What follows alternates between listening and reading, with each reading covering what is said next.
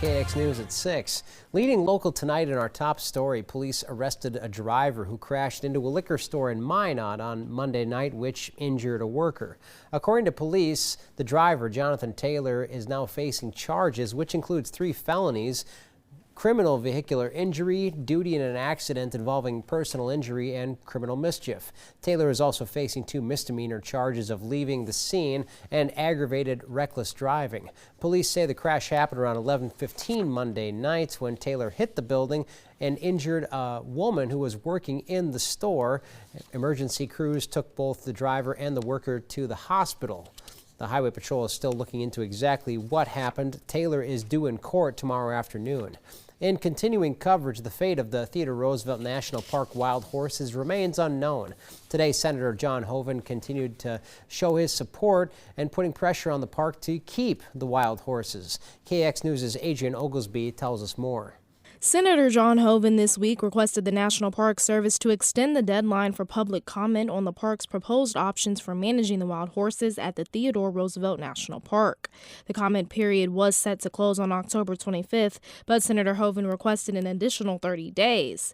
The agency did agree to extend the comment deadline to November 24th. He says the extra time will allow the public to truly evaluate the environmental assessment and give meaningful feedback. Which is reasonable. Because people need to be able to provide their comments. Wild horse advocate Chris Command says this extension is important. Because the park has not made all of the documents they cited in the draft environmental assessment available to the public. They did give us just about 80 different documents, but there are still some that people can't view because they're behind paywalls, and everyone should have the chance to look at all the information that went into this draft environmental assessment. But the park superintendent, Angie Richmond, says there was one document that was referenced that was an internal deliberative document that was accidentally referenced and uploaded. And so we have removed that one document. But the remaining, there's about 100 references that we used, and the rest of them are all still there for people to review. Senator Hoeven, along with many other supporters, continue to push back on efforts to remove the horses.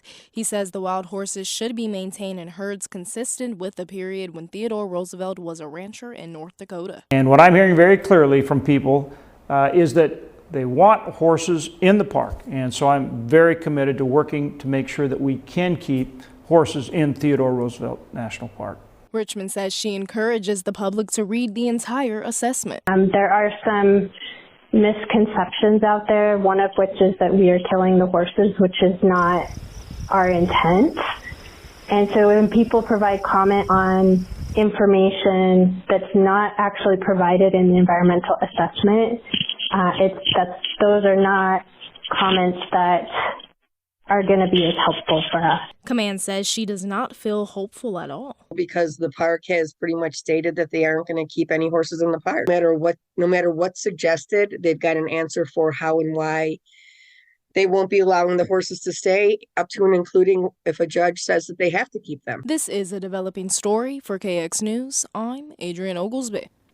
Wild horses at Theodore Roosevelt National Park have existed in the park for decades, consistent with the historic theme during Theodore Roosevelt's time in North Dakota. You can read the park's assessment and Senator Hoeven's letter at kxnet.com.